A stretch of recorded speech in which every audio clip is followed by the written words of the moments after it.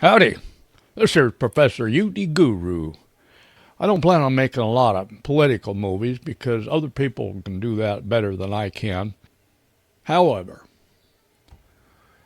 what I really don't want to do is make movies about things I don't find very interesting. So that's what I feel like doing today. I don't have no internet connection right now for some reason. So instead of sitting on my butt absorbing content, I guess I'll sit on my butt and make me some. Now, speaking of butts, are you a libtriffid or a conserv-a-butt? Well, good question, huh? I was going to make a video about that, but I forgot to look up triffid. I don't really know what that means. I'm just guessing that it's a pretty good term. Because I don't want to say libtard. Isn't that a nasty thing to say? Not really, but, you know, here in cancel culture, can you imagine a time in the future sometime when we look at somebody and say, Dorothy, we're not in cancel culture anymore. Yeehaw. Well, I don't know what a triffid is exactly, so I'll make that movie another day, but I do know what a butt is because I'm sitting on mine and I can feel it down there underneath of me. So I know what a butt is, and I don't mind calling myself a conserv-a-butt in exchange for calling a liberal person a libtriffid. I'll find out later if I have to make this whole movie over for using the wrong word. But triffid, it just sounds just about right. Of course, I can say anything I want about liberals because I'm dang near 70 years old and I was a liberal off and on my whole life. So I come from a liberal family and I consider myself an authority on liberalism from the inside out. So what are we going to talk about? Karen, wokester, liberal. Not you. Don't take it personal. It's just these terminologies, they need a little bit of explaining because sometimes it seems like there is no explanation for how these people are acting.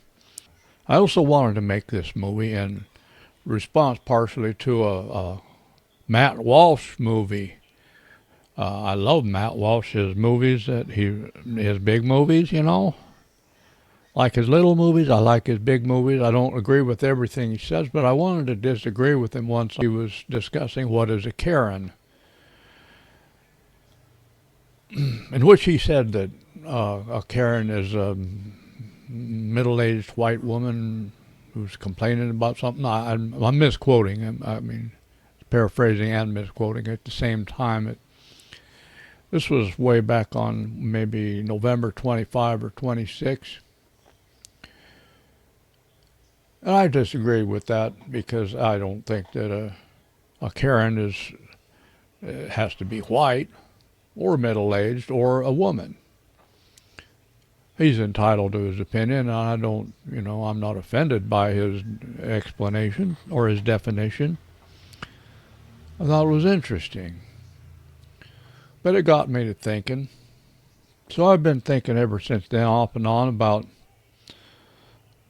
what is a Karen? And in composing this list, which I'm going to read and try to comment on 15 traits of a Karen, this come right out of me. It's more like I channeled this. Let's say I channeled this from a Noam. Now, Noam Chomsky, I've never understood a word he said. I like Chris Hedges, and I like Noam Chomsky, but I never understood a word that he said, including on linguistics. I first heard about him because he's a famous linguist, and I tried to understand it. I tried to study his linguistics, and I found that it was way over my head and too abstract, and I just could not understand anything he said. So when I found out that he's a friend of Chris Hedges and started looking at some of his talks on YouTube, I still couldn't understand a word he's saying, so I guess I must be pretty dumb. But that's all right, because we need people of all ranges of intelligence in the world, and I got nothing against people who are overeducated, except when it turns out that they are not educated at all, only indoctrinated. But Noam Chomsky's an old feller, so I'm pretty sure he's right about lots of stuff, because he probably came in before all the wokeism overtook all the universities. So he's probably been around a long time. I think he's a pretty smart person.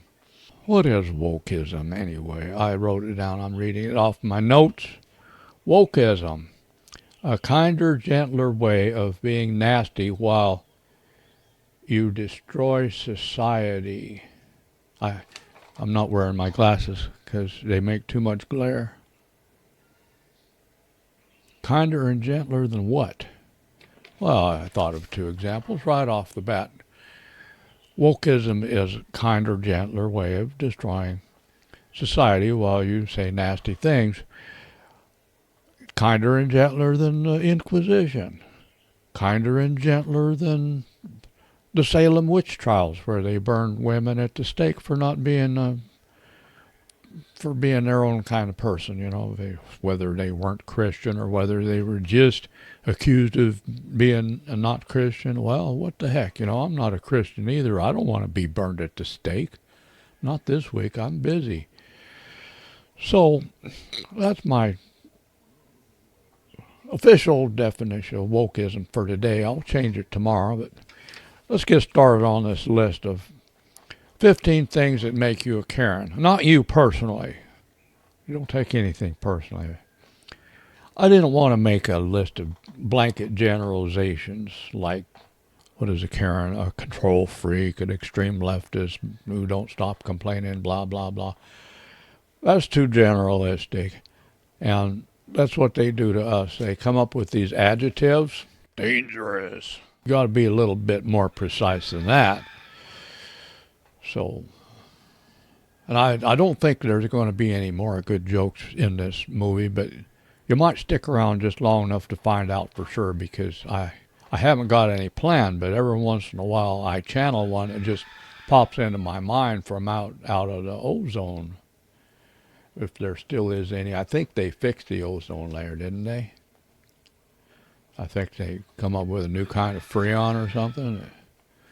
However, I'm not really for air conditioning. I don't think people should live in a refrigerator. I don't think it's good for the planet. I live in the Philippines. I don't like air conditioning particularly. I go to town once a week to the mall where they have pretend air conditioning. I don't live in an important city, so the mall is not cold here. But if you go to the important big city, it's actually cold in the mall. I ask myself, how in the heck is it even possible to keep the world, or some big part of the world like the mall? The mall is a big part of the world. How do they keep that thing so cold? I can see why those libtriffids try to illegalize everything, like, Jesus Christ almighty, why are you wasting a world resources to keep malls cold? I'll tell you what, so I can go someplace once a week that ain't hot because I live in the Philippines, and that's just one of those things. Anyway, that's just my opinion. I'll change it tomorrow. What is a Karen? Now, when I say Karen, I might be talking about a wokester or a libtriffid in general.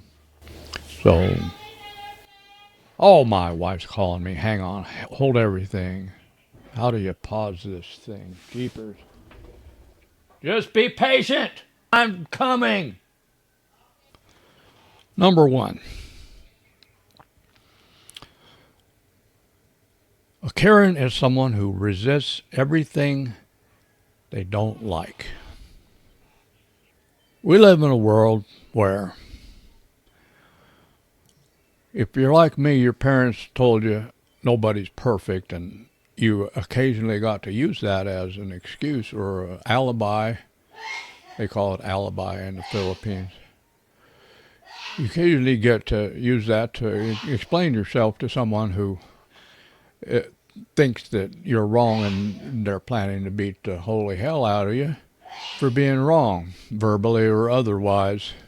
In my family, it was mostly verbally, but I had one sister that occasionally would.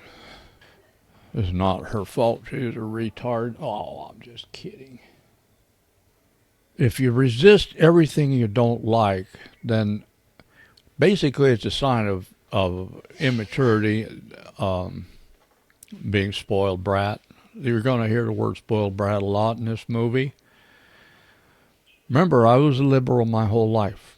I had liberal parents.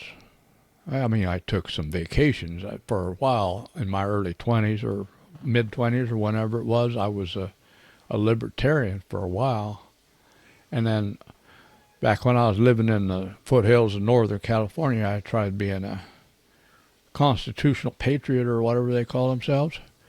And I'd say we're pretty close to that. Us conserv-a-butts up today are fairly close to that. But my friends who were serious on the topic were basically sacrificing their property and their lives to go up against the IRS, which was very brave of them, but they lost everything and have moved to the country so they could be alone and lick their wounds the rest of their life. And that's what happens when Jewish people become patriots. That was a joke. That was a racist joke. I like Jewish people because they're always complaining, and they're a little Karenish as a species or a race. But I'm just joking when I say I'm a racist, because if I don't say it, someone else will. No, they're nice people. They help me out quite a bit, especially by making an example of themselves, refusing to have driver's license, refusing to file IRS forms, and how the IRS come and took away all their property. So wherever they went off to hide, I wish them the best.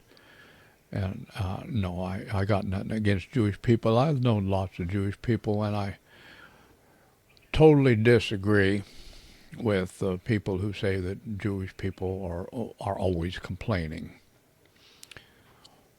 Just most of them, you know. Anyways, okay. If you resist everything you don't like, it's kind of like the boy that cried wolf. You know, nobody's going to listen to you. What about trying something that works, like prioritizing your complaints, like asking yourself whether or not you actually are the center of the universe, okay? Now these 15 points, there's going to be some overlap. I'm warning you in advance. So let's just keep moving here. Number 2, what is a Karen? Oh, you base all your opinions and decisions on emotion, especially opinions and decisions. Let's say you're a parent. Well, okay, you're going to be a hover parent because everything is based on the worst possible case scenario. Something could happen, therefore it's too dangerous and my children won't do it. And these are the children who are told to come home after school directly. Do not stop at go. Do not collect $200. Do not experiment with social behavior. Come home, lock the door behind you, and watch TV, or these days it's, get on the internet and look at TikTok and chat with your friends if you have any. That is what the world has become. I'm complaining about it, so does that make me a Karen? Yeah, well, I am a... Oh, big revelation. I am a recovering Karen. You remember assertiveness training? Yeah, back us recovering Karens, us recovering New Agers. We tried something called assertiveness. a while back, and unfortunately it caught on. And now these Karens think that if you're assertive, you're right. And if you're right, you should be assertive. What about being selective? Is there such a thing as not controlling every situation? Is there such a thing as letting people be wrong? Is there such a thing as minding your own business occasionally? I used to have a sign on my truck. I was living in my truck at the time because I couldn't afford to pay rent in, California or really anywhere else on the West Coast. In fact, that was 20 years ago, more than 20 years ago, and I left California by way of the Pacific Ocean in a big jet airplane 20 years ago because I had got so addicted to living on the West Coast, I didn't even want to live anywhere else in America. I could have moved to the desert, had a good time, but instead I was a liberal. I left the United States, and now I'm an expatriate. I've been living in the Philippines for 20 years.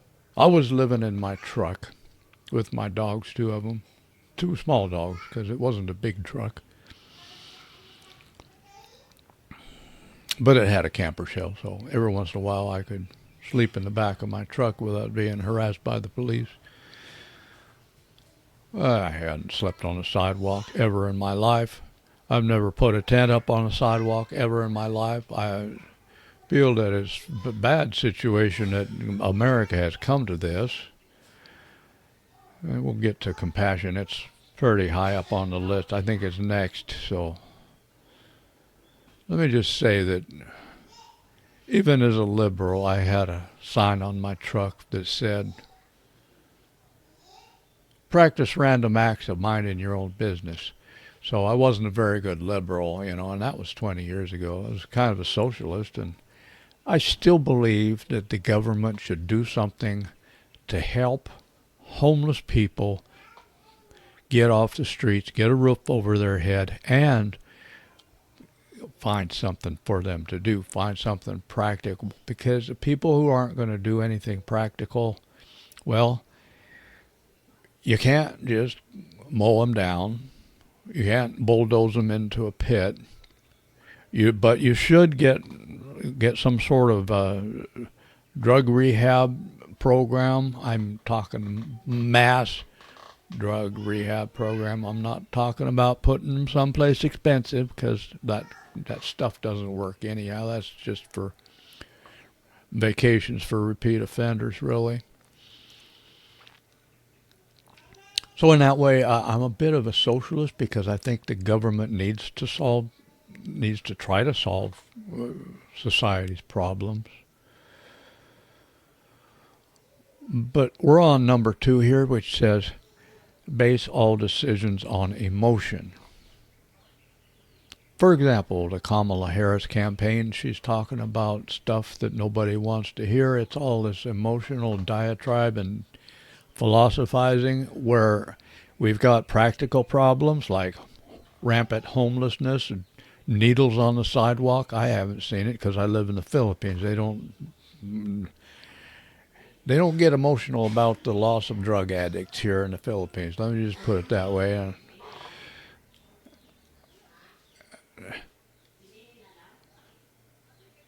You can't base all your opinions on emotion, or else you have a situation like the last 4 years from 2020 to 2024, where we had libtriffids in Washington opening borders, letting people in for no reason, people who had been basically thrown out of their own country or thrown out of our country numerous times because they were undesirable in some way. You have to take into account the fact that the earth is highly populated with human beings, and we don't need to indulge everything that every one of them wants to do and give them a place to do it.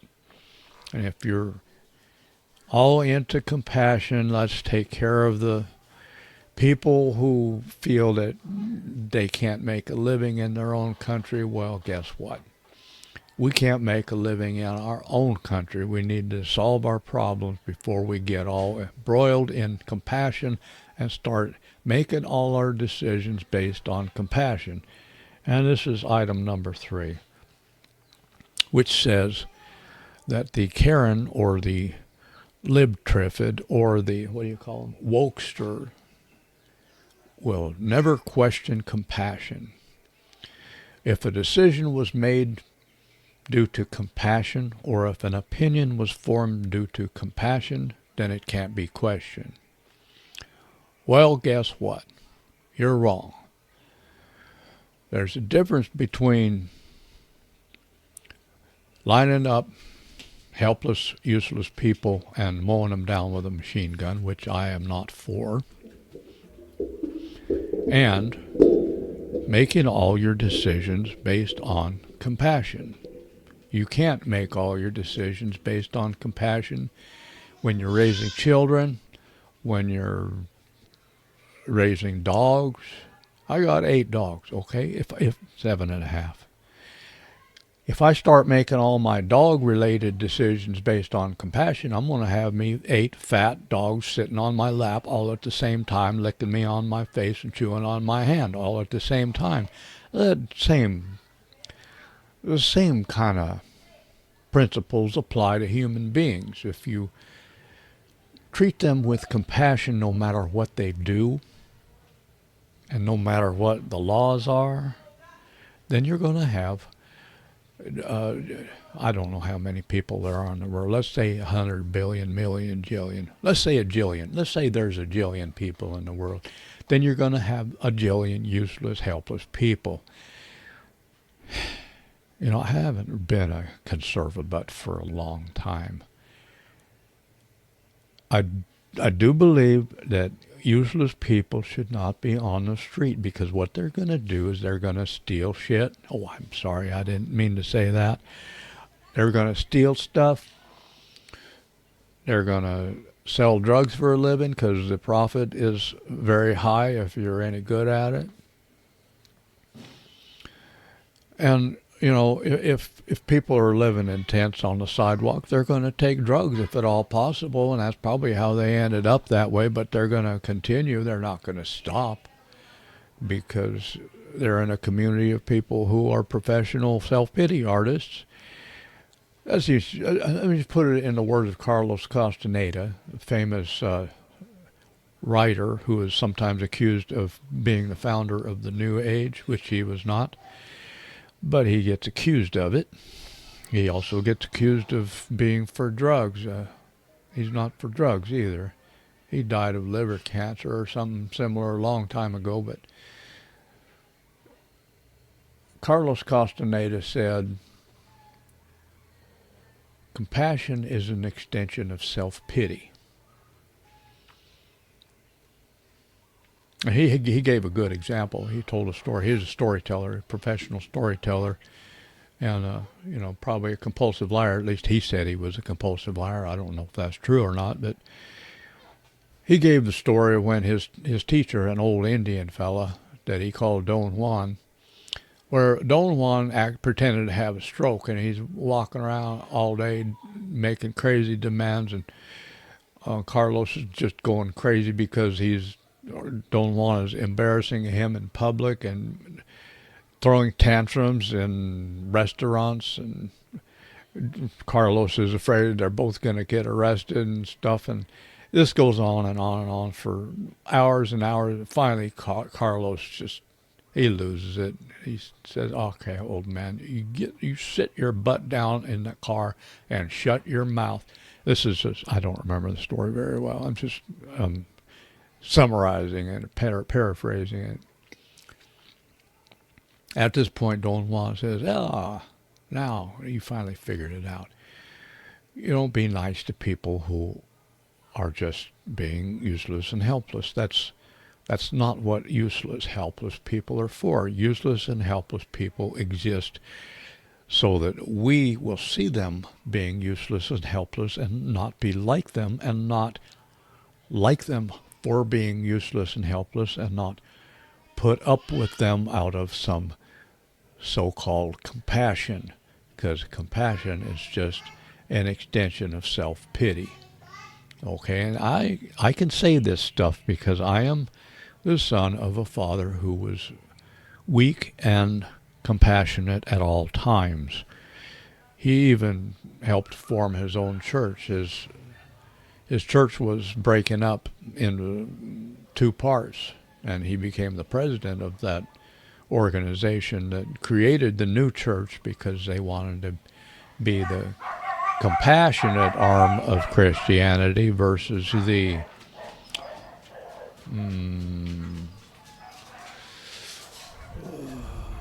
I don't know what to say because I'm not a Christian, but the religious, worshipful, traditional branch of Christianity. So my papa was such a liberal and such a compassionate person that he helped found a whole new church, and they built their own building and everything. And we're talking upper middle class Portland. I'm talking serious liberal here. Portland has become like the poster child of liberal cities. They even had their own TV show called Portlandia, which is pretty funny. And I like that TV show. It was very helpful. It helped me educate myself on what is a Karen, since I am and was and am a recovering Karen myself. Let's just fly through these because there's 15 of them. Society is sacrificed to serve individuality. I went to school in the 60s and 70s, and something changed. When I moved from the small town in the mountains of Colorado to the big city in a different state, Albuquerque, New Mexico to be exact, it was 67, 68, 69 that I lived in the city. And at this point, I would have to surmise that my teachers, some of them, were starting to be young, pot-smoking, recent graduates. Of course, I didn't realize this at the time because I was younger, and I was naive, and the fact that they were in their 20s didn't mean anything to me. I thought they were adults. Of course, I know better now. I see someone who's preaching liberalism now, and they're in their 20s, and I say, well, some of those people are going to experience the school of hard knocks and find out that their individuality is not supposed to be the center of anybody else's world. Of course, moving to the Philippines 20 years ago was part of my education because I have experienced the school of hard knocks to a certain degree, including before I came here. I mean, I remember one time I was working in a warehouse, and my boss was a good friend of mine who was kind of a liberal, but let's just say she sheltered me over in her department, in a department of two people. But whenever I ventured into the rest of the warehouse, I would see that, you know, the other guys that worked there were not what you'd call liberals.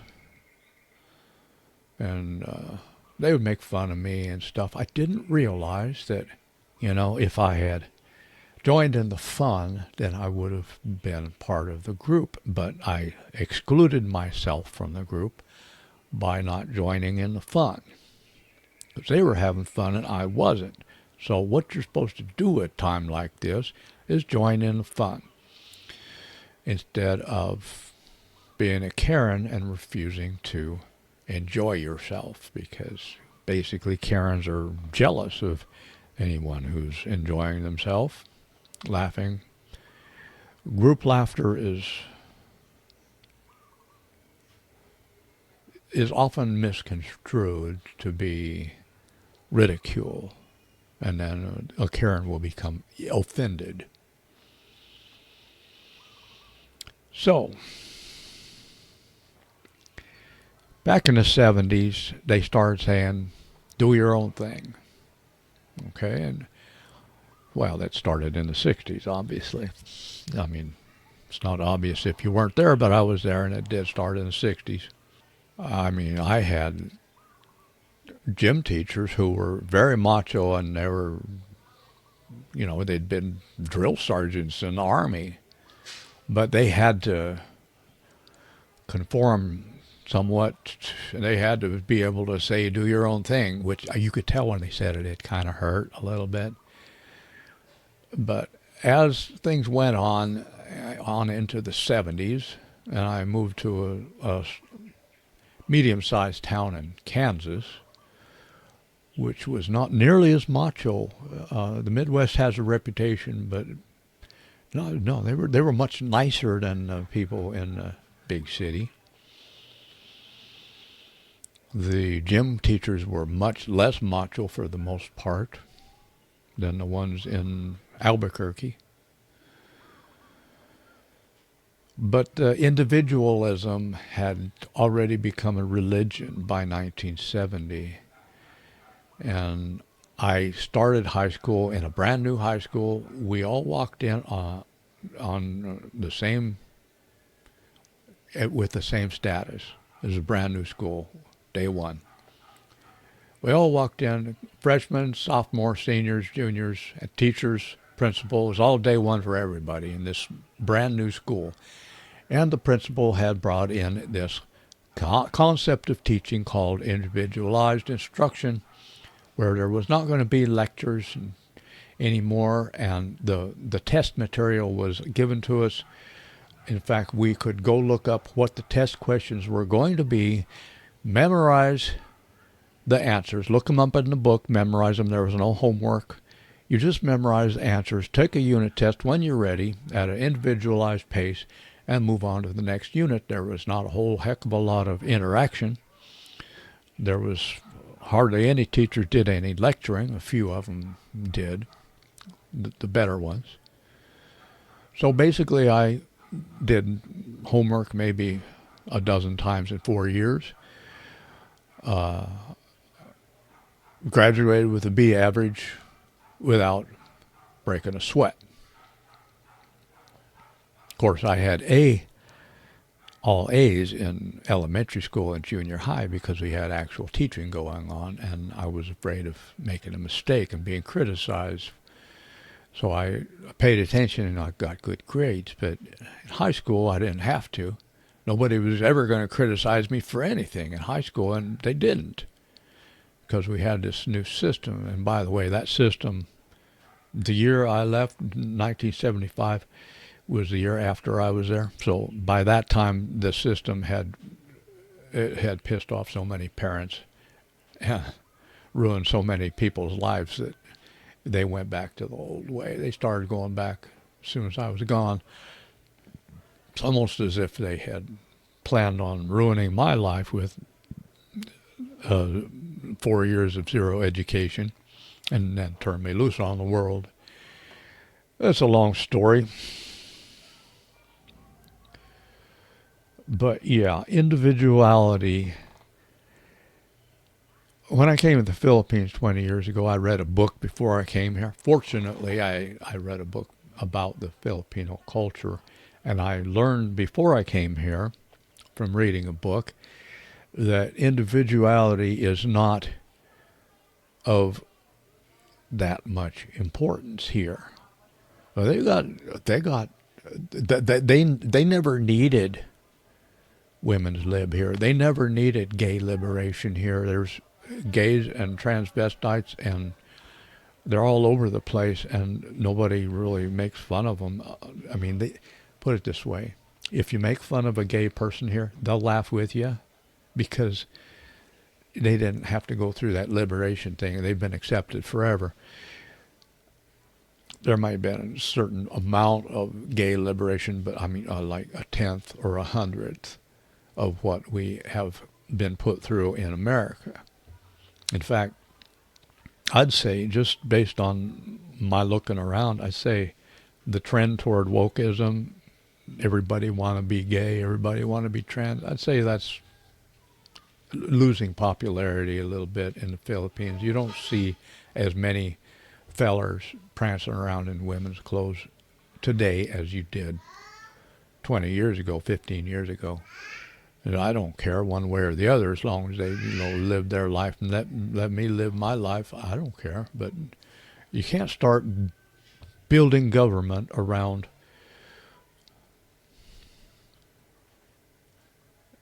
an obvious and insidious lack of strength. Let's call it weakness for short. And individuality. Have you heard of the only child syndrome? That's like when a child grew up without any siblings, so they were pampered and spoiled and got everything they wanted, and nobody ever beat the crap out of them at home because they're too darling and too dear. And I had 3 siblings, and only one of them beat the crap out of me physically, and it didn't happen that many times. I'm still pissed about it, obviously, but verbally they beat the crap out of me continuously because my personality didn't fit the family. And they were liberals, libtriffids, so they didn't do it with humor. There was quite a bit of sarcasm, I'd say on the vicious end of sarcasm, because I didn't experience free speech as a child at all. Everything I said was pounced on and pummeled. That's called verbal abuse if you're a liberal. I say the word abuse is definitely abused. It's a buzzword. It's a catch-all term. So I don't use it, but I was verbally bullied, let's say that, by all 3 of my siblings, with 2 older sisters and 1 younger brother.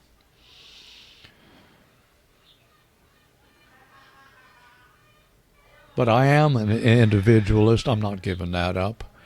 However, I have learned in the Philippines that nobody gives a rat's ass if you are an individualist here. If you are an individualist here, then you better go to the city and hang out with the intellectuals and other people like you, because if you go out where I live in the, what do they call it, rural, I can't say that word, can you? Rural. It's the hardest word in the world. Almost hardest rural. In the rural areas of the Philippines, if you're an individualist, I suggest that you avoid these places, because what matters to the Filipino is the group. Society is what matters. So, number 4 was society is sacrificed to serve individuality. Let's keep moving here. Number 5, collecting injustices gleefully. Gleefully collecting injustices. Have you heard that people teach what they mostly need to learn? Well, I was taught the word collecting injustices by someone who needed to learn it. He was a 25-year-old gay from Miami who was my best friend when I was 19 years old. We were friends for a year, and because we were in school together learning how to tune pianos, or pretending to, because I was the youngest kid in the class, and he was the brattiest kid in the class, let's say. He was 25. I thought he was amazing, and I hung on his every word. And he was an interesting person. He taught me a lot about the world because he was a cosmopolitan gay from Miami, and I was a dumb cluck 19-year-old weirdo from liberal high school where I hadn't learned anything. Well, that's a summary of the situation, but what I was getting at was he was let's just say that he had experienced a certain amount of trials and tribulations on account of being gay, and he had a mentor in college because he was a college graduate. He had graduated college with a psychology degree, and his mentor was a woman, a professor at his university, who took him under her wing and taught him words like collect injustices, and she taught him that this is something that you don't want to do. And when I knew him, he was still doing it, but it's a good thing that I didn't know him before he learned the word, because I assumed that he was even worse at it before. Collecting injustices is something that's done by socially immature, psychologically immature people. It's a Karen thing, it's a woke thing, it's a liberal thing. It's done so gleefully that you have to assume that the person is really enjoying this so-called abuse that he somehow manages to attract. And I'm not talking as someone who wants to bully people. I'm talking as someone who has been bullied. I am bully bait. I probably still am bully bait. I'm not saying that I changed my personality when I changed my politics, because you don't change personalities without a lot of effort, consistently applied effort. I don't know. My focus really isn't changing my personality at all. That's not what I really care about that much. I cared about that when I was a libtard. I just said the bad word. Libtriffid.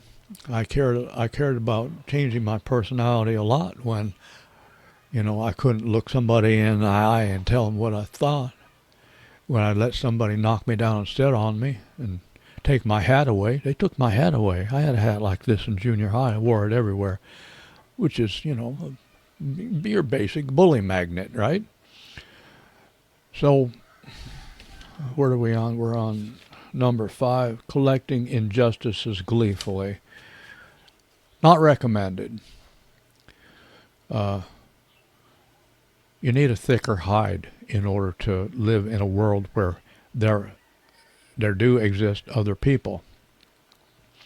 You can't expect the world to revolve around your thin skin. It just doesn't work that way. Not everything that is a dig or a violation of your sensitivities was meant to be an insult, nor should it be interpreted as such. There is such a thing as not taking the worst interpretation of everything that happens to you and everything that's done to you or everything that you imagine is being done to you. In fact, there is something to be said for assuming that something is not being done to you when you could interpret it as an insult and saying, well, let's just ease up on the interpretation aspect of this and take responsibility for the fact that there's no possible way that everybody's going to like everything I ever think, do, and say. Okay, so let's move on to number 6. Infinite need for indulgence and attention, not responsive to embarrassment. When I first started getting addicted to YouTube recently, a year or two ago, I started thinking, how could I possibly be like these people, because I don't like these people. I was watching I lived in Portland a long time, Portland, Oregon, the poster child for liberal cities, woke cities. I was watching a YouTube about some students who were up on top of a roof shouting at a guy for a YouTuber who was interviewing people to find out how woke people could actually be. I don't remember the details, but then they came down off the roof and he interviewed them. And these people were so humorless and so self-righteous, so God Almighty right about everything, and you couldn't talk to them. It was embarrassing to watch and hard to believe that the folks are not embarrassed about their own behavior. That is a Karen, someone who is not embarrassed to raise a stink, cause a disturbance, cause a disruption. Here in the Philippines, it's not the right person who wins. The right person is probably making too much noise and drawing too much attention to themselves and causing a disturbance. Being right means nothing here. Being an individual and standing up for your individuality means nothing here. And so it's caused me quite a bit of dismay as a recovering Karen here in the Philippines. The world does not revolve around your infinite need for indulgence and attention. This is a spoiled brat thing. Hover parenting. I that's one of my favorite words ever since I learned it. If you're not responsive to embarrassment, like they say here in the Philippines, someone has no shame. He can't be embarrassed because he thinks that everything comes out of his mouth is some kind of gospel. There's a reason why there's a jillion people in the world instead of one. Because we had one person in the world, that's called, God Almighty or whatever. And I guess God got bored and created a whole bunch of copies of himself. And now the trick is that you have to go around pretending you're not a copy of God. And you have to go around, if you're a Buddhist, you'd say, pretending that the world does matter and that the physical world is real, and that therefore the other trillion people who are maybe just dream characters are actual people, and that they matter too, not just you. Which is a distinction, I'm a Buddhist. I think that they're all dream characters, but then I also think I'm a dream character, and that's what you got to figure out is how to balance things.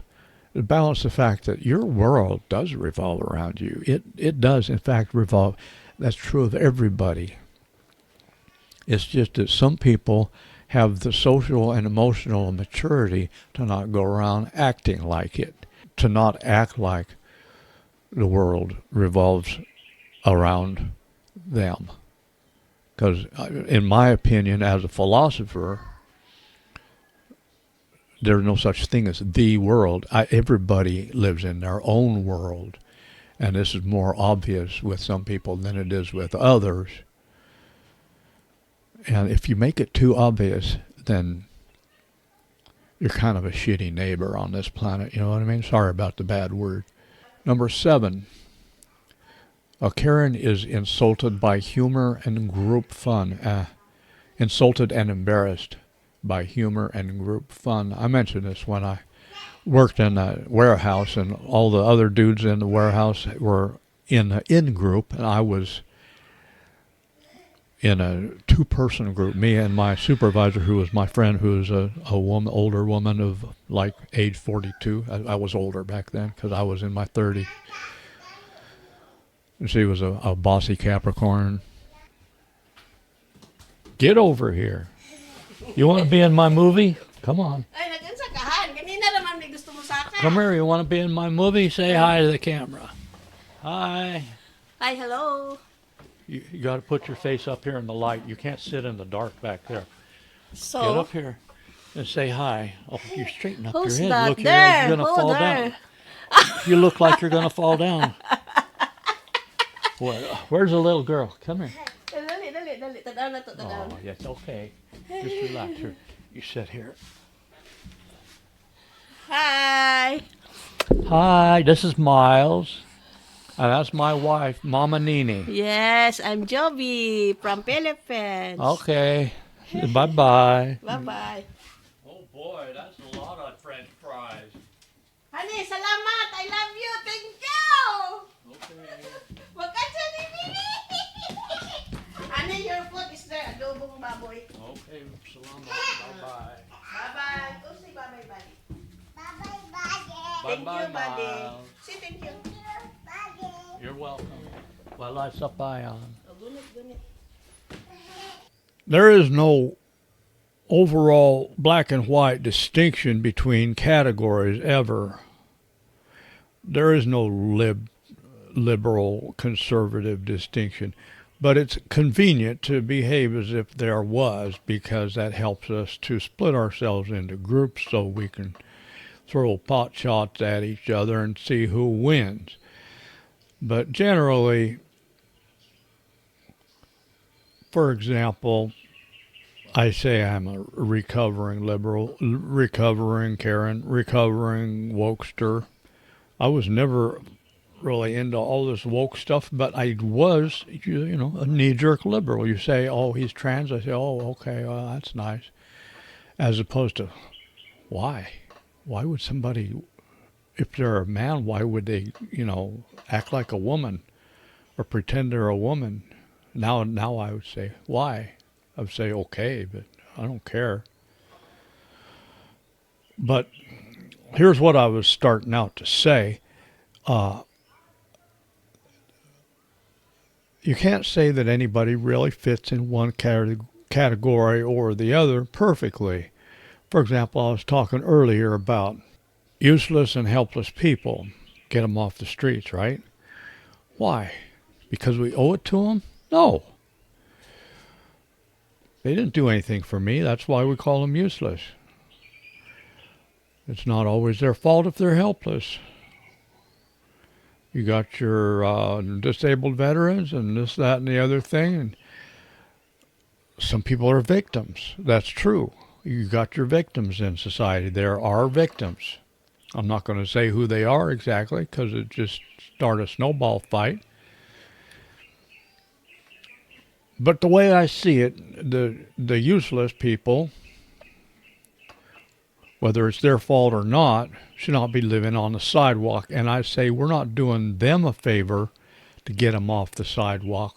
We're doing ourselves a favor as a society to get those people under a roof and find them something useful to do. I mean, you can only give somebody so many chances, right? And obviously, the whole idea of letting criminals run around on the streets is ridiculous. Let's just say I'm not going to have an opinion, but I'm going to just make an observation that when I started out to come to the Philippines, some people said online, they said to me, well, it's good that you're going to a certain area because the mayor of that city is tough on crime. I mean, as in criminals don't live very long, kind of tough. Anyway, I've seen it in action. I'm not going to go out in public and advocate this, that, or the other thing, but the way we coddle our criminals and horrible bad people in America with compassion, give me a break. We don't need to get the helpless and the useless, the homeless off the streets because of owing them something. We owe it to ourselves to make it happen and to work with the situation until we find the winning combination. And there's not going to be nothing perfect, but we haven't tried very many things. It's always all the way to the left or all the way to the right. Well, that's a bunch of hooey. You gotta find the best parts of the left and the best parts of the right and find some way to get them married to each other so you have a system that works. But I see the homeless people and I think about my wonderful place, Portland, Oregon, where I used to live. They say the Sidewalks are littered with tents and needles and stuff, and I was kind of heartbreaking, to tell you the truth. And something needs to be done about it. Make Portland great again. I'm not saying throw all the libtriffids out. I'm saying make a system that works. I don't care about anybody's politics. I just don't want them living in a tent on the street. I want to be able to walk down the sidewalk, go to the library, without having to kick homeless people out of the chair when I sit down to read. Not that I ever kicked any homeless people out of the chairs, but they were having a problem with that way back, when I lived there 30, 40 years ago. Anyway, I was saying a while back, I had a group of 2 that I was in at this warehouse where I worked, me and my supervisor. In fact, she used to watch Donald Trump on TV. He had a TV show. I didn't like him at the time because he kept saying stuff like, "You're fired." And it kind of upset my sensitive sensibilities.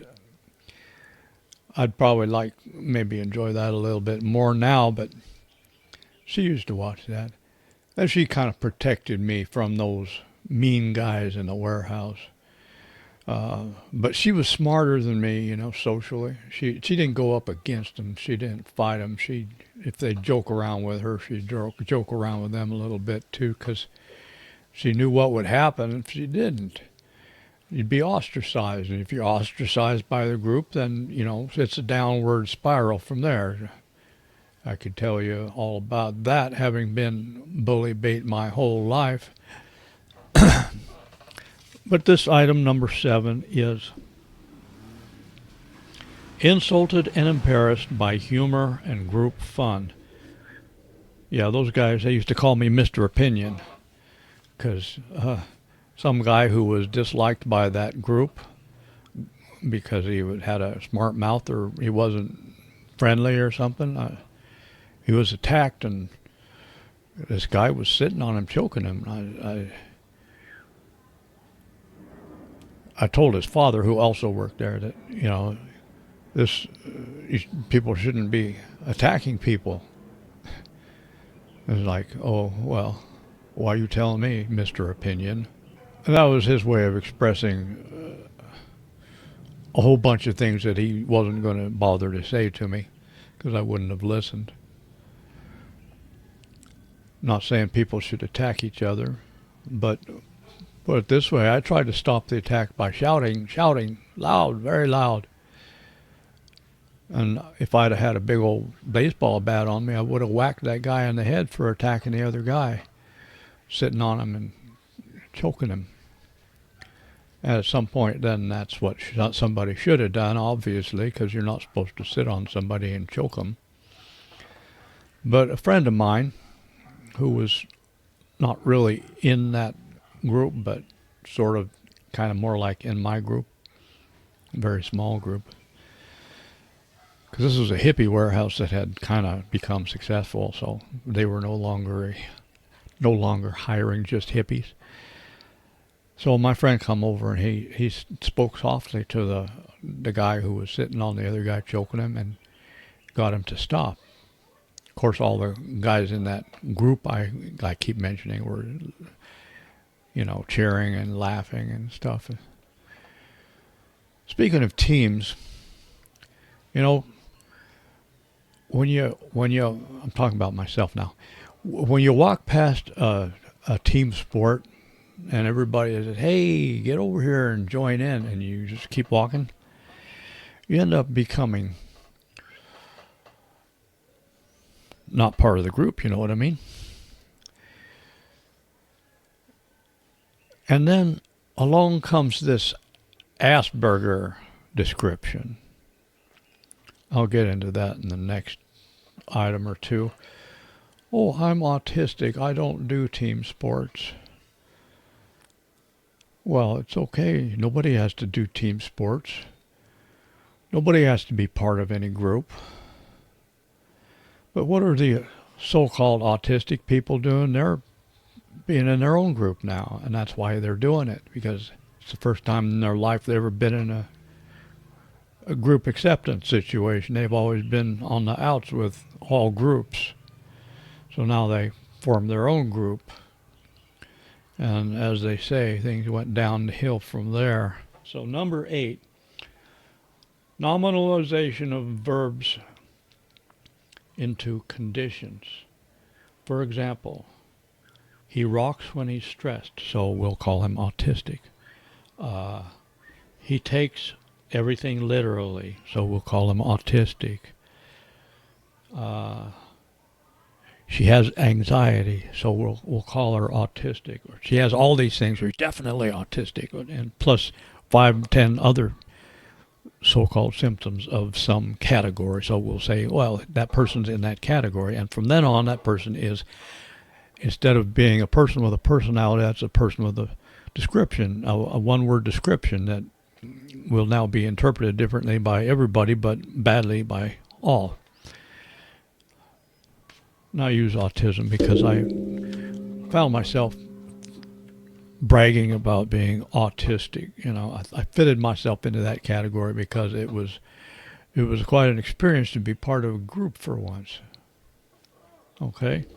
But we're talking about nominalization of verbs into conditions. So instead of saying he's rocking, that guy rocks when he's nervous. When you talk to him, he slaps himself and beats his head against the wall instead of responding like a regular guy. If somebody makes fun of him, he gets angry instead of laughing with the group. Instead of joining in the group, he walks away and puts his head in the sand. So these are descriptions, but you can just bypass all that accurate description of somebody's actual behavior and just say, oh, well, that person's on the autism spectrum, which is a bogus category, by the way. They used to call it Assburgers, and now they call it autism spectrum. So you got all these weenies walking around, I'm autistic, so I can be rude, I can be mean, I can do this, I can do that, I can ignore people, I can not respect the group, I can not respect anybody but myself, I can expect the whole world to revolve around my every whim, I can throw a fit, I can melt down in public, I can throw stuff, break stuff, etc., etc., etc. I can make excuses like, oh, I have anxiety, I can't be handcuffed. Yes, you can. Okay. Nominalization. I read this in a book called The Structure of Magic, which was probably the only good NLP book ever written. The rest of them a bunch of BS. But The Structure of Magic, it's a good thing I learned from this book. I really learned that it's a good in argument too, because people are going to take a real situation that should be described with verbs, give it a description, put you in a box, and keep you there the rest of your life. Oh, he's mentally ill. So nobody will ever listen to anything he has to say again, because some guy said he's mentally ill, or saw it in the election. Trump's a Nazi. Oh, Trump's what do they call it? Dangerous. I forget that other word they use so much. It's a stupid word. So they don't have to think. They don't have to have a real conversation. They don't have to deal with the actual behavior of someone that they don't like. They don't have to talk about what's actually going on. They just have this imaginary category, and you become a nominalized. That means you turn a verb into a noun. That's what nominalize means. You turn dynamic behavior into a mythical category, nominalization. So that is a Karen. A Karen, instead of dealing with your points, they will call you a name, put you in a category, put you in a box, and there's no discussion.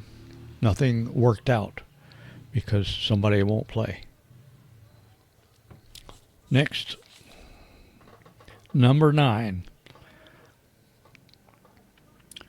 A Karen won't change strategies to get what they want because they are spoiled brats who assume the position of center of universe, so you have to adapt to them. Won't change strategies to get what they want. So you see a Karen breaking down, melting down in public. And when they don't get their way, they just double down and increase the volume. Start throwing stuff or, whatever. And I've been watching movies on YouTube about people getting arrested for this, that, or the other thing. Just it's all it's about. This whole channel I've been watching lately. You just watch these people, and they try to tell the police that they can't be handcuffed, or I can't be treated this way because I have anxiety or whatever. What's our topic? I keep bringing it back to this autism creeping crud that's taken over society, provided everybody who can't function in society with an excuse to not try. Won't change strategies to get what they want. Melting down didn't work, didn't get me what I wanted, so I'm going to melt down louder. End up with a trip to the police station and maybe a vacation in a local mental institution or whatever. If it doesn't work, don't do it again. Try something else. That's what they say, the definition of insanity. You've heard this before. Something doesn't work, so you keep doing it and expecting the results to be different. Next. Number 10. Enjoy making their enemies suffer, so they conduct witch hunts with glee. Back when I was in grade school, we had pretty strict taboo against going out in the hallway. You were supposed to be in your class at all times, and you couldn't go out in the hallway and run around and make noise because it was distracting, and we had this thing called discipline when I was a small child. And then every once in a while someone would beg to go to the bathroom, so they'd get a hall pass and they'd go to the bathroom and then come back. But there would be hall monitors out in the hall. The hall monitor was a student who would be assigned to wait out in the hall, and if somebody if they saw a student out in the hall, then they'd ask to see the hall pass. So you got your hall monitor. The same person always wanted to be the hall monitor because they hoped to catch criminals in the act. That's what they wanted to do. They're gleeful about it. They want to find the bad guy. They enjoy having an enemy that is a Karen. Enjoy having an enemy. I read that in a novel once that somebody was characterized that way. It spoke to me. Let's just say it spoke to me. I am a, what do they call it? Recovering Karen myself. So yeah, it spoke to me, and I never forgot that. Gleeful. Witch hunt. We saw a lot of this during the voodoo season that lasted, the 2-year-long flu season. People still wearing masks. I'll do a whole movie about that. Voodoo. Enjoy making their enemies suffer. So you got these people during the voodoo season that lasted 2 years who suddenly found themselves in the position of enforcer. They'd wanted to do that their whole life, and suddenly there's so many rules, everybody's out in public enforcing on each other. And another thing, the ubiquitousness of the cell phone. I feel sorry for those poor guys down at 911. It happened to me once. A Karen got me. One or more Karens got me because I used to be a pizza delivery boy after I gave up piano tuning. Sounds like a 48-year-old, 49-year-old pizza boy with a big truck. It's hard to see out of, you know, because I had a camper shell on the back. Pickup truck. My pizza restaurant phone number on top of the truck. So I'm in a hurry. I'm excited.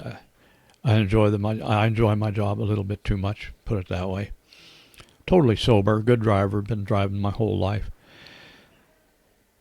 And I'm in too big of a hurry, my mistake. I'm coming up on an intersection.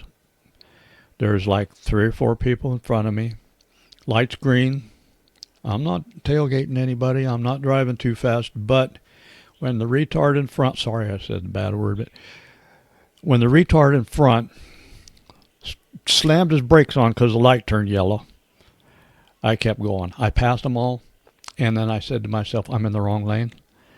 And nothing's going to happen. I could get away with this, but if somebody turns right now without seeing me, we're going to have a head-on collision. It's going to be my fault. Somebody's going to get their butt killed because I'm passing all these guys so I can make it through this yellow light. But I'm in the wrong lane. I'm obviously doing the wrong thing. I made a mistake, and I can't slam on my brakes, go in reverse, and go backwards and go do what I should have did because I'm not in a time machine. I'm a big old pickup. So I made a decision to lay on my horn while I'm passing these people, these Karens with cell phones. And that was my mistake because they saw my phone number on top of the car and reported me for doing a bad thing, which they have a right to do. Maybe they should have did it, but they're still Karens because I was blowing my horn so nobody would get hurt, and I couldn't go back. I had to finish what I started. It was a mistake. Of course, the Karen I worked for, when I got back to the store, well, he was a Karen, yeah. Maybe he was right to criticize me. Maybe he was right to not listen to my side of the story. He's still a Karen. I'll never forget that. It's the worst thing that ever happened to me. Number 11. A Karen will strive to tear down and destroy imperfect systems instead of creating new ones. Liberals specialize in this. Let's tear down the system. Let's make it illegal to drive cars that run on gas. There's a good example. Let's make it illegal to use fertilizers because they hurt the environment. I agree. I don't like fertilizers. They destroy the soil. They build up in the soil. I don't like them. What's there to like about chemical fertilizers? Nothing. Make all the wrong person rich. Put the oil companies out of business. I always wanted to put the oil companies out of business my whole life. That don't make it a good idea. You're gonna destroy the ability of society to function. Why do you think we got so many movies about the end of the world, the dystopian futures? Because that's what what am I calling them? Libtriffids. That's what the libtriffids want. It would make them feel powerful, and that's why they love these movies. It would make them feel powerful to destroy society as we know it and watch everything fall apart. Of course, if it actually happened, at some point they would become terrified, useless, and the conserv-a-butts would have to save their asses, which is what we did, and that's what happened. So their dangerous, dangerous enemy, Mr. Trump, got elected by a whole bunch of conserv-a-butts with a whole bunch of libtriffids that decided, hey, I'm not going to be stupid anymore. I'm going to vote for somebody that's going to fix things. What was I talking about? I can get off on these tangents. Strive to tear down and destroy imperfect systems instead of creating new ones. I spent my life working on a new system, in spite of being a libtriffid and a Karen and semi-wokester. I gave my life to it, and I thought it made me special too, by the way. And some people, help me out because, he's working on this system and he needs free rent, so let's give it to him. Seems to me like, for example, what Donald Trump is planning to do is to work within the system, use the existing governmental technology, the Constitution of the United States, enforce existing laws, do what he can,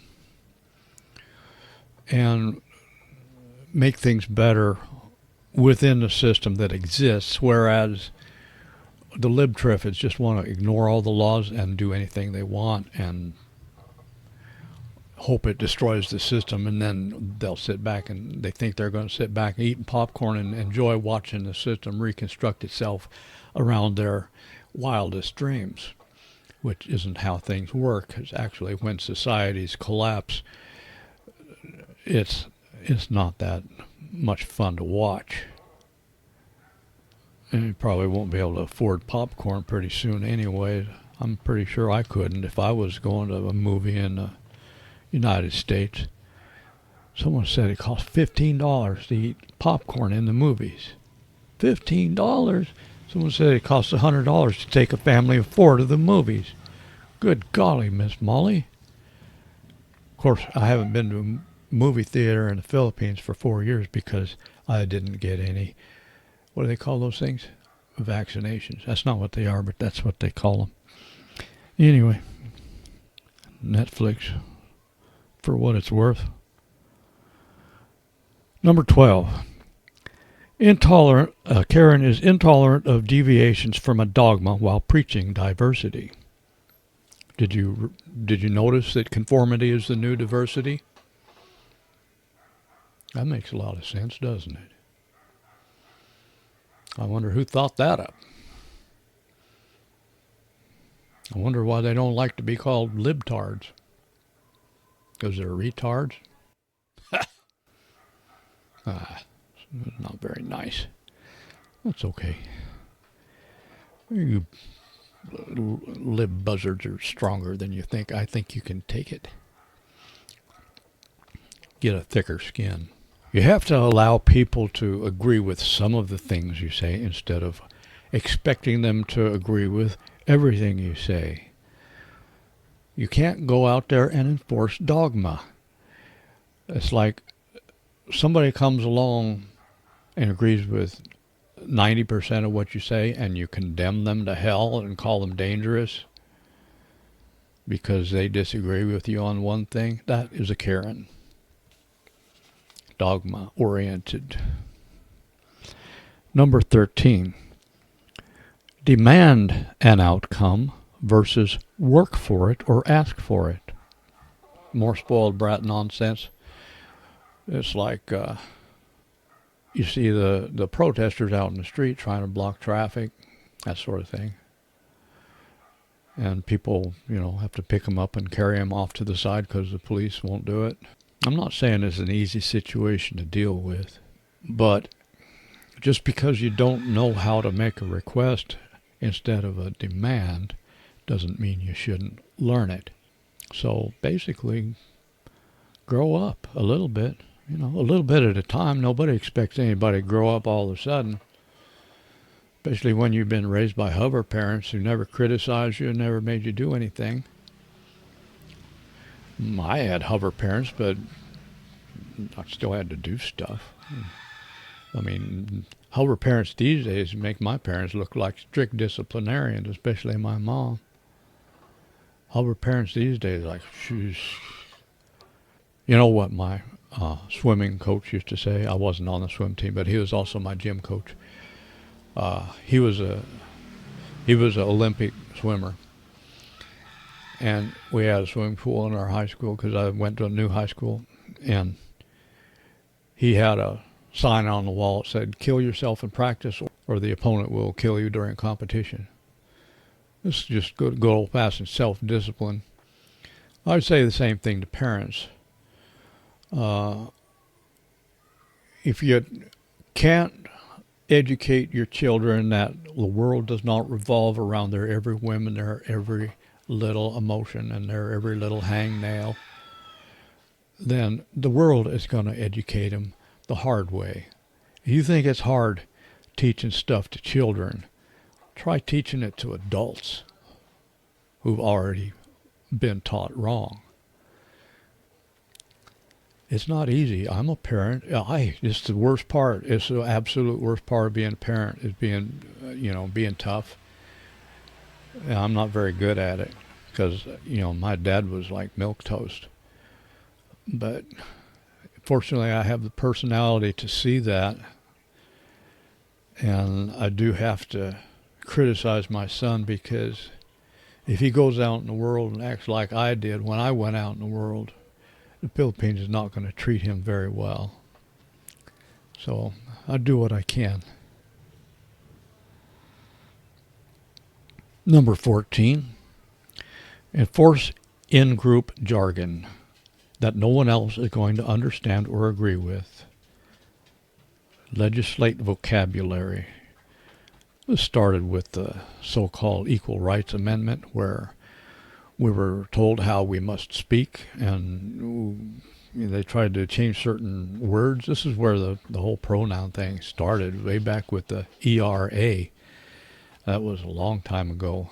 So this woke thing has been growing and evolving like a, mind virus for decades. You can't tell people how to talk. That's as bad as censorship. I think everybody with half a brain knows that censorship is wrong.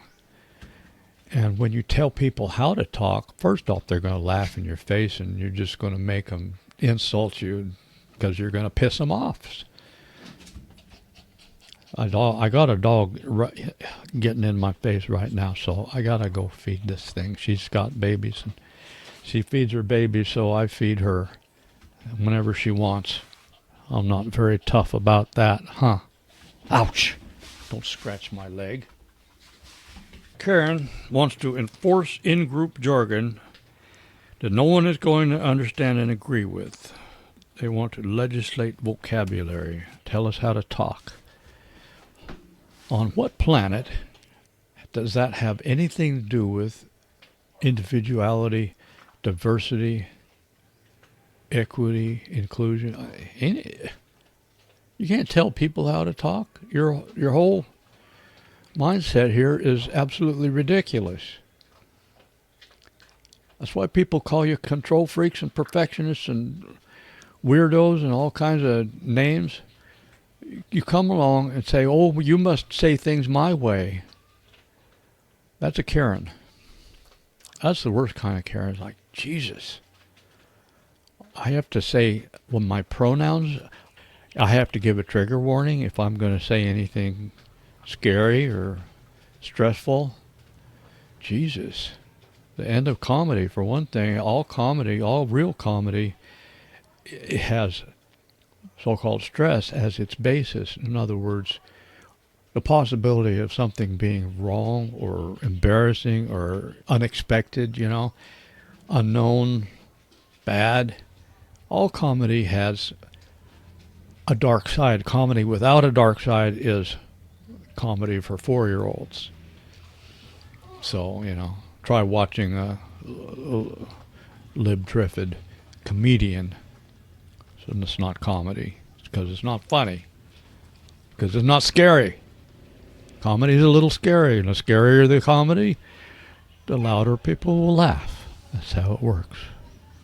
When you got your Anthony Jeselnik's or whatever his name is, your comedians that work on shock value, it's because that's what society needs, and we're begging for it. Please. Say something scary. Make me laugh. Number 15. That's going to be the last one. The Karen pretends ignorance of well-known psychological principles. I say pretends, but some of them really are ignorant, and I'm not saying it's their fault. Their parents didn't teach them nothing, or they're stupid. I don't know. I don't really go for the whole intelligence description. IQ and all that.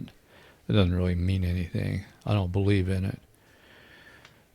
people have their reasons for the things they do. They have their various psychological needs, and these things change from time to time and from person to person. But when someone pretends to be ignorant of well-known psychological principles, if they're not ignorant of that, then they're just pretending to be ignorant, which is just as bad as worse. And that's a Karen.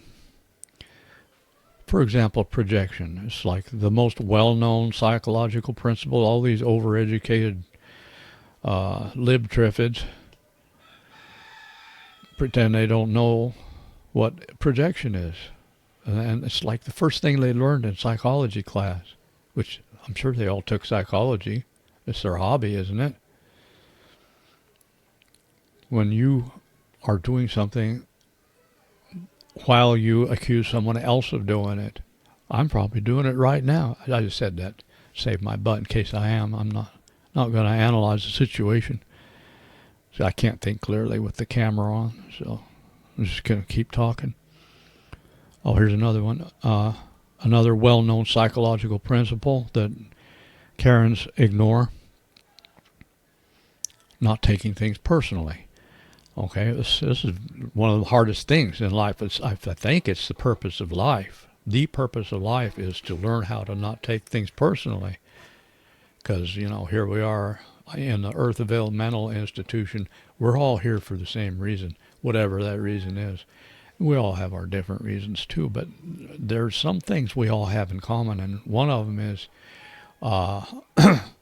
obviously, we're confined to this scary, dangerous planet because there's something missing in our personality. And I think one of the big things is that we tend to take things personally for no reason, because, who even cares what anybody thinks or what anybody says about you, sticks and stones, blah, blah, blah. But when someone says, I'm offended, then they have revealed themselves. That is a Karen. If you're offended, the smartest thing you can do is take a big old deep breath, like the police will tell you if you're resisting arrest, which I've never done. I've just been watching this YouTube channel about that. It gets my adrenaline. I can't sleep afterwards. After I watch the arrest videos, I have to watch Gutfeld or something so I can sleep afterwards. Here's another one. Well-known psychological principle that Karens can ignore at their leisure. Nobody's perfect, by which I mean to say nobody, including the Karen itself. Nobody's perfect. We all know that. It's the first thing you learn as a child. Nobody's perfect. You use it as an excuse all the time. Say, hey, you didn't flush the toilet. Your sister's whining at you. Nobody's perfect. Yeah. So, there's another one. I learned this off of a note on the refrigerator that the woman, I was staying at their house. This woman left for her husband because he was always mad. He was always mad about something. And so one day she left a note on the refrigerator. It said something like this: if you're offended, you're probably feeling guilty. That was something I never forgot. I don't remember it when I need to remember it, but I also never forgot it all the way. If something is really, it's like you just got to go get in somebody's face about it, there is a slight chance that what happened that pissed you off, if you were to trace it back, karma is a chain of cause and effect. That's all it is. Trace it back. You will find in many cases that you have cause to feel guilty for causing that to happen yourself. Because, the chain of karma has no ending. And in fact, according to the principle of Veraspect, it all traces back to you. You are responsible for everything that happens in your universe. And I learned from John Smart, my new school Aikido teacher, way back when, like 40 years ago, 30 years ago. He said, you have to accept responsibility for everything that happens to you. You have to tell yourself that you made that happen in your world, even if it's not true. He said, even if it's not true. So the principle of Veraspect is that you create your world, because the universe is infinite. You select the details that will become your world.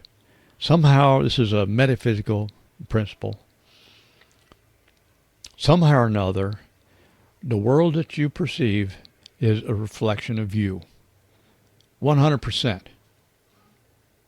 And if you have to believe that, then you might go out into the world and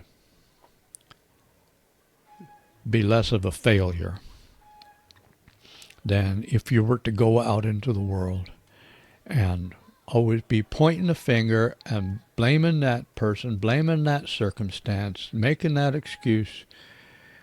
Fear of the unknown or anything. This is another psychological principle that Karens ignore, or they're ignorant of, or both. Fear of the unknown, or fear of anything, can masquerade as any emotion or emotional argument. Now, when they say racist, racist, racist, well, what is a racist? They're going to give you all kind of intellectual arguments, and that's why they can fool themselves, because they don't know what a racist is. Racist has nothing to do with race. A racist or a bigot is someone who's afraid of the unknown. Say you're a white guy and you see an Asian guy and you feel afraid. Well, that's kind of normal, but it's not racism. It's fear. And if someone wants to abstract that fear into something more tolerable, then they'll construct this racist argument or whatever, all Jewish people complain constantly or something like that. It's not true, but I just said it as an example. Well, some Jewish people do complain quite a bit, but I still like them. They're all right. I like them. They're smart too, they're extra smart. It's kind of whiners, but anyway, thanks for showing up. This here's Professor UD Guru, recovering Karen, former libtriffid, and part-time wokester. And I still believe that we got to get the homeless people off the street, find them something useful to do, and go out of our way to give them another chance. But the first step is to get them under an actual roof, even if, you build a big old warehouse and put them in it. That's what they used to call a poorhouse. And people would want to get out of there, because when you go in, they check your pockets and make sure you got no fentanyl. Thanks for showing up. Bye-bye.